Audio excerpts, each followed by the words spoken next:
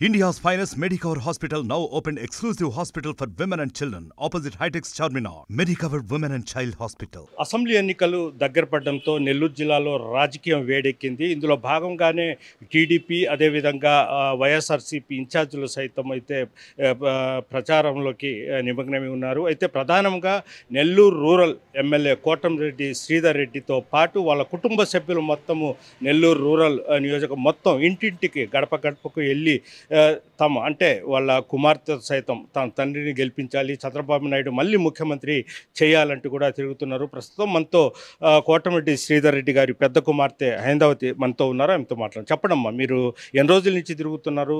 అసలు ప్రజల నుంచి ఎలాంటి స్పందన ఉంది? మేము గత నవంబర్ 25 స్టార్ట్ చేసాము ఎలక్షన్ క్యాంపెయినింగ్. సో ఫస్ట్ గ్రామాలతో స్టార్ట్ చేసాం. నెల్లూరు రూరల్ మండలంలో 18 గ్రామాల్లో మేము తిరగడం జరిగింది ఇంటింటికి. సో మెయిన్ ఒక 35,000 ఓటర్స్ని మేము కలుసుకోవడం జరిగింది పర్సనల్గా. ఇప్పుడు గత 3-4 డేస్ నుంచి మేము అర్బన్ డివిజన్ స్టార్ట్ చేయడం జరిగింది. ధనలక్ష్మీపురం అయిపోయింది. ఈరోజు మాగుంట లేఅవుట్లోని అపార్ట్మెంట్స్ నిన్న స్టార్ట్ చేశాము. సో ఈరోజు రేపు కూడా Magunta layout plus Gomathi Nagar apartments అన్నీ కవర్ చేస్తున్నాము.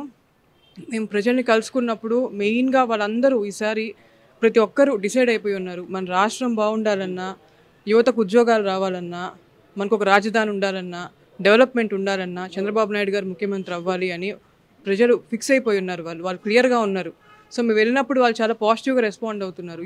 ఈసారి మేము అందరం తెలుగుదేశం ప్రభుత్వమే రావాలనుకుంటున్నాం, మీరు బాగా తిరగండి, మేము సపోర్ట్ చేస్తాం, అందరికీ చెప్తాం, ఈసారి వచ్చేది టీడీపీ అని వాళ్ళు చాలా ఫేవరబుల్గా చాలా పాజిటివ్గా ఉన్నారు. అంటే ఎవరెవరు తిరుగుతున్నారమ్మా మీ కుటుంబ సభ్యులు మొత్తం? మా కుటుంబ సభ్యులు నేను శ్రీధర్ రెడ్డి గారి పెద్ద కూతుర్ని, మా చెల్లెలు వైష్ణవి, అదేవిధంగా మా అమ్మగారు సుజిత గారు, మేము ముగ్గురం తిరుగుతున్నాం 1 మంత్ నుంచి. సో మెయిన్గా శ్రీధర్ రెడ్డి గారు ఎప్పుడు అందుబాటులో ఉండే ఎమ్మెల్యే ఇక్కడ. సో పార్టీలకు అతీతంగా అందరూ శ్రీధర్ రెడ్డి గారిని కోరుకుంటున్నారు. ఎందుకంటే ఎప్పుడు ఎనీ టైం ఒక ఫోన్ కాల్కి రెస్పాండ్ అయ్యే ఎమ్మెల్యే. సో ఎప్పుడు ఏ అవసరం వచ్చినా ఆఫీస్లో ఉంటారు. మాకు ఎవరిని కలవాల్సిన అవసరం లేదు. డైరెక్ట్గా శ్రీధర్ రెడ్డితోనే మేము మాట్లాడగలం. మాకు శ్రీధర్ రెడ్డి కావాలి, ఆయనే మేము గెలిపించుకుంటామని పార్టీలకు అతీతంగా అందరూ ఒక అంకిత భావంతో పనిచేసే ఎమ్మెల్యే, మా ఆకాంక్షలకు అనుగుణంగా పనిచేసే ఎమ్మెల్యే, ఇలాంటి ఎమ్మెల్యేనే మాకు కావాలి అని అందరూ కోరుకుంటున్నారు. చంద్రబాబు నాయుడు గారికి పాజిటివ్గా ఉంది, at the same time Sridhar Reddy గారికి పాజిటివ్గా ఉంది. సో రూరల్లో టీడీపీకి చాలా అఖండమైన మెజారిటీ రాబోతుంది. చాలా మంచి మెజారిటీతో నెల్లూరు రూరల్ గెలవబోతుంది. అదేవిధంగా మన నెల్లూరు జిల్లాలో 10కి 10 స్థానాలు ఉమ్మడి జిల్లాలో టీడీపీ గెలవబోతుంది. రాష్ట్రంలో 160 స్థానాలు మినిమం తెలుగుదేశం పార్టీ గెలవబోతుంది.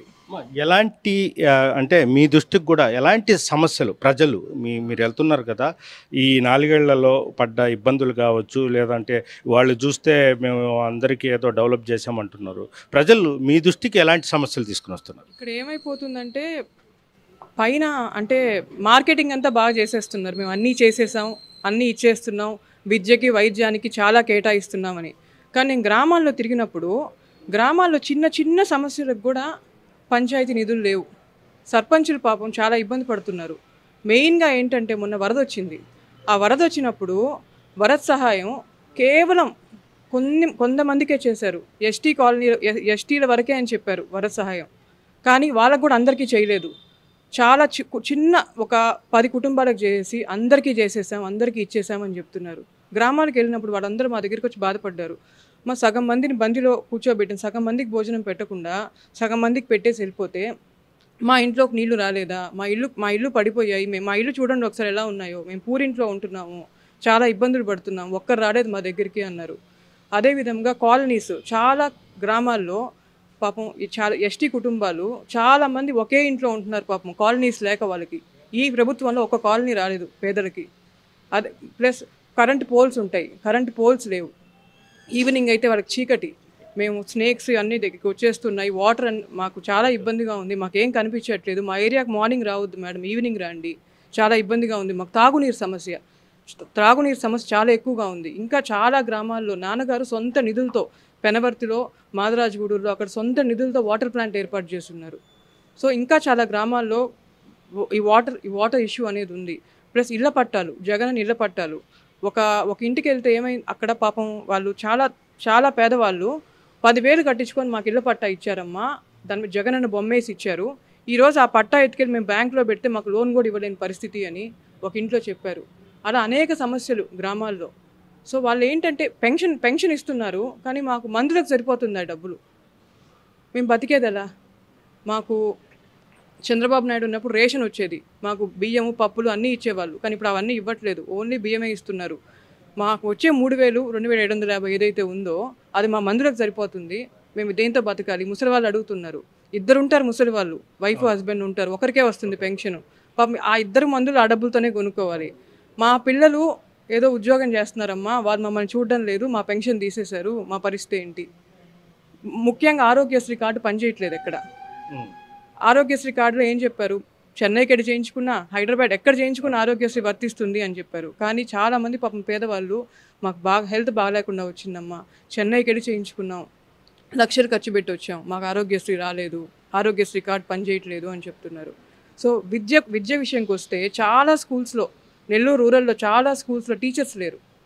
గవర్నమెంట్ స్కూల్స్లో కేవలం ఫస్ట్ 5 క్లాసులకి ఒకే టీచర్ ఉంటున్నారు. వాళ్ళే అటెండెన్స్ తీసుకోవాలి, వాళ్ళే భోజనం పెట్టాలి, వాళ్ళే చదువు చెప్పాలి. అది పరిస్థితి. నాడు నేడు అని పెయింట్ అయితే వేస్తారు స్కూల్స్కి, కానీ లోపల ఇన్ఫ్రాస్ట్రక్చర్ అయితే ఏమీ లేదు. పిల్లలకి నాణ్యమైన భోజనం లేదు. వాళ్ళు ఇచ్చే భోజనం, నాకు వేరే వాళ్ళు కంప్లైంట్ ఇచ్చారు నిన్న గ్రామానికి వెళ్ళినప్పుడు, రాగిజావలో పురుగులు ఉంటున్నాయమ్మా, వాడు ఇచ్చే చిక్కీలు బాగుండట్లేదు, ఇంటి నుంచి భోజనం అలో చేయట్లేదంట, అక్కడ భోజనమే తినాలి అని చెప్తున్నారంట. అలా చాలా ఇష్యూస్ ఉన్నాయి గ్రామాల్లో. నేను మెయిన్గా ఏంటంటే గ్రామాలకు వెళ్ళినప్పుడు ఎవ్వరూ హ్యాపీగా లేరు. వాడందరూ ఏదో, ప్రతి ఒక్క ఫ్యామిలీ ఏదో ఒక ఇబ్బంది, చిన్న ఇబ్బందులు. అవి మనకు వాళ్ళకి చాలా చిన్న పని చేయలేకపోతున్నారు సర్పంచులని వాళ్ళని తిడుతున్నారు. వాళ్ళేమో మాకు నిధులు లేవు, మా నిధులు పడిన వెంటనే డైవర్ట్ చేసేస్తున్నారని వాళ్ళ ఇబ్బందులు వాళ్ళు చెప్పుకుంటున్నారు. డ్రైనేజ్ ఇష్యూస్ కూడా చాలా ఉన్నాయి గ్రామాల్లో. మొత్తం ఫాదరు 413 మంది పిల్లల్ని, చాలా పూర్ పిల్లల్ని చదివిస్తున్నారు. అదేవిధంగా నాకు తెలిసి 2 గ్రూప్స్ కూడా ఏదో శిక్షణకు పంపించున్నారు. అంటే అలాంటి కుటుంబాలకు మీరు వెళ్ళినప్పుడు ఎలా ఇది ఉందన్న? అంటే యాక్చువల్లీ నాకు తెలీదు మా నాన్నగారు ఇన్ని మంచి పనులు చేస్తున్నారని. మాకు ఇంట్లో చెప్పరనమాట చేసేవేవి. సో నేను గ్రామాలకు వెళ్ళినప్పుడు చాలామంది అమ్మ నాన్నగారి గుడి కట్టించారు మాకు, 40 ఏళ్ళ నుంచి మా గ్రామంలో గుడి లేదు, మొట్టమొదటిసారి మా గ్రామానికి గుడి వచ్చింది అని. ఒక గ్రామంలో కాదు, అన్ని గ్రామాల్లో. మెయిన్గా సౌత్ మోపూర్లో వాళ్ళైతే మాకు అసలు అందరూ వచ్చేసారు ఆ గ్రామంలో. నేను వెళ్తే ఒక మొగళ్ళపాలెంకి వెళ్తే నేను వాళ్ళ ఇంటికి వెళ్తే వాళ్ళు నా వెనకాల వచ్చేస్తున్నారు చెప్పేసి వెళ్తూ ఉంటే. అది చాలా సంతోషంగా అనిపిస్తుంది. ఎందుకంటే రాజకీయాల్లో అందరూ ఏమనుకుంటారంటే రాజకీయ నాయకులు అందరూ ఒకటే, వాళ్ళు ఓట్లప్పుడు వస్తారు, అడుగుతారు, వెళ్ళిపోతారు అని. కానీ ఏ ఎలక్షన్స్ లేనప్పుడు నాన్నగారు అక్కడికి ఆ గ్రామానికి వెళ్ళినప్పుడు, ఏ ఎలక్షన్స్ లేవప్పుడు 2 సంవత్సరాల ముందు, ఇప్పటికి 2 ఇయర్స్ 3 ఇయర్స్ ముందు, అప్పుడు ఆ గ్రామంకి వెళ్ళినప్పుడు వాళ్ళు అడిగినప్పుడు వాళ్ళకి సహాయం చేస్తున్నారు. చాలా సంతోషంగా అనిపిస్తుంది. అంటే ఎలక్షన్స్ కోసం కాకుండా వాళ్ళ కళ్ళలో ఆనందం చూడడం కోసం, వాళ్ళ సంతోషం కోసం చేశారు కదా. వాళ్ళు చాలా సంతోషంగా ఉన్నారు. వాళ్ళు ఒకటే చెప్తున్నారు, మాకు పార్టీలు అవసరం లేదు, మాకు శ్రీధర్ రెడ్డి నిలబడుతున్నాడు, మేము శ్రీధర్ రెడ్డికి చేస్తాము, ఆయన మాకు చాలా సహాయం చేస్తున్నాడు. ఒక ఇంటికి కాదు, కొన్ని దగ్గరలో అయితే చాలామందికి ఒక ఏరియాకి వెళ్ళినప్పుడు ప్రతి ఇంటి వాళ్ళు బయటకు వచ్చి మాకు ఆరోగ్యం బాగాలేకుండా వచ్చినప్పుడు నాన్నగారు సహాయం చేశారమ్మా, మా బిడ్డకు ఉద్యోగం ఇప్పించారమ్మా, కంటి ఆపరేషన్ చేయించున్నారమ్మా, అందరు చెప్తున్నారు. నాకే అసలు ఒక వ్యక్తి 4 ఏళ్లలో ఇంతమందికి సహాయం చేయగలిగాడా? నేను మెయిన్గా ఇక్కడికి వచ్చినప్పుడు ఎలా వచ్చానంటే మా నాన్నగారు గెలవాలని వచ్చాను, కానీ ఇక్కడికి వచ్చి వీళ్ళ స్పందన చూసిన తర్వాత ఒక ఫ్యామిలీలో అయితే పాపం హై బీపీ వచ్చి ఆ అబ్బాయి చనిపోయాడు మాదరాజగూడూరులో. ఆ అబ్బాయి వాళ్ళ ఫ్యామిలీ నాన్న పరామర్శించి, రైతు ఇప్పుడు భరోసా రావట్లేదు ఈ ప్రభుత్వంలో, చనిపోయిన వాళ్ళకి బీమా రావట్లేదు. ఇప్పుడు నాన్నగారు వాళ్ళకి ఒకటే చెప్పారు, నేను చదివిస్తాను వాళ్ళు నా పిల్లల్ని అనేసి. వాళ్ళు చదివిస్తున్నారు. వాళ్ళు చెప్పారమ్మా మా అబ్బాయి చనిపోయాడు, నాన్నగారు వచ్చి డబ్బులు ఇచ్చి బిడ్డలు నేనే చదివిస్తానన్నారు, ఆయన మాకు దేవుడు, ఆయన వల్ల ఈరోజు మేము ప్రశాంతంగా ఉండగలుగుతున్నాం అని చెప్పి అని అనుకున్నాను. వీళ్ళందరూ బాగుండాలి అంటే మా నాన్నగారు మళ్ళీ గెలవాలి, చంద్రబాబు నాయుడు అధికారంలోకి రావాలి. ఎందుకంటే వీళ్ళ కుటుంబాలన్నీ వీళ్ళు ఏమైపోతారు, వీళ్ళకి చాలా ఇబ్బంది జరగద్ది. సో నేనేమంటే ఇప్పుడు నాన్నగారి కోసం కన్నా వాళ్ళందరి కోసం, వాళ్ళందరూ బాగుండాలి, వాళ్ళందరికీ మంచి జరగాలంటే మళ్ళీ నాన్నగారు గెలవాలి, చంద్రబాబు నాయుడు గారు ముఖ్యమంత్రి అవ్వాలి. ఇంకా మాకు డిటర్మినేషన్ పెరిగింది. ఇంకా ఇప్పుడు మీరు ఇంటింటికి వెళ్తున్నారు కదా, ఈ కరపత్రం చూపించి, కరపత్రంలో ఏముంది? ఈ కరపత్రంలో మెయిన్గా ఏంటంటే చంద్రబాబు నాయుడు గారు మొన్న ప్రకటించిన బాబు షూరిటీ భవిష్యత్తు గ్యారంటీ.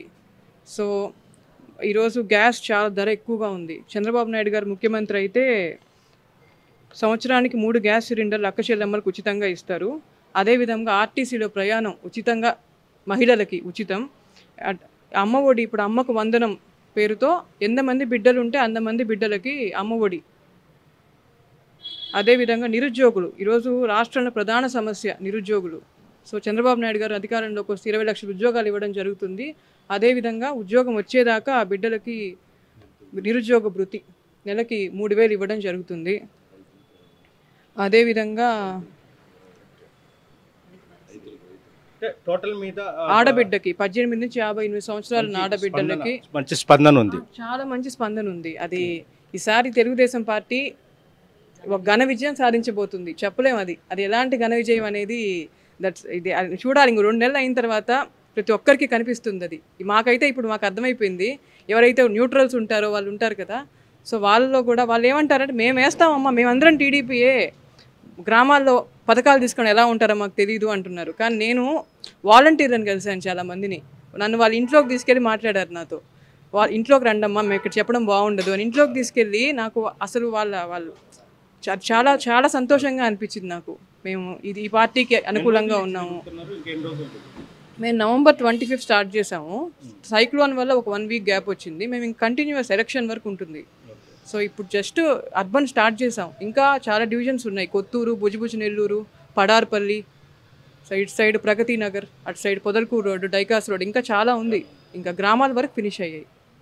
ఇది పరిస్థితి. ప్రస్తుతము రాష్ట్రంలో చంద్రబాబు నాయుడు గెలవాలి, అదేవిధంగా నెల్లూరు రూరల్లో తన తండ్రి కోటమిరెడ్డి శ్రీధర్ రెడ్డి గెలవాలంటూ కూడా ఆయన కుమార్తె హైమావతి చెప్పడం జరుగుతుంది. తన కుటుంబం మొత్తం తిరుగుతున్నాము. అయితే తన తండ్రి కోటమిరెడ్డి శ్రీధర్ రెడ్డి ఎంతోమందికి తన సొంత నిధులతో వాళ్లకు ఆపరేషన్ కావచ్చు చదివించడం కానీ జరుగుతుంది. వాళ్ళలో ఆనందం, వాళ్ళ కళ్ళలో ఆనందం చూస్తే మనకు ఎంతో గర్వపడుతున్నాము. మా తండ్రి మళ్ళీ నెల్లూరు రూరల్ నియోజకవర్గం నుంచి గెలిపిస్తే ప్రజలు ఎప్పుడు 24 గంటలు ప్రజల వెంటే ఉంటారని కూడా వాళ్ళు చెప్తున్నారు. వీడియో ప్రదీప్తో గయాజ్, RTV నెల్లూరు నుంచి. మరిన్ని వీడియోస్ కోసం ఛానల్ సబ్స్క్రైబ్ చేయండి. లేటెస్ట్ అప్డేట్స్ కోసం వాట్సాప్ ఛానల్ ఫాలో చేయండి. అండ్ లింక్ డిస్క్రిప్షన్ లో ఉంది.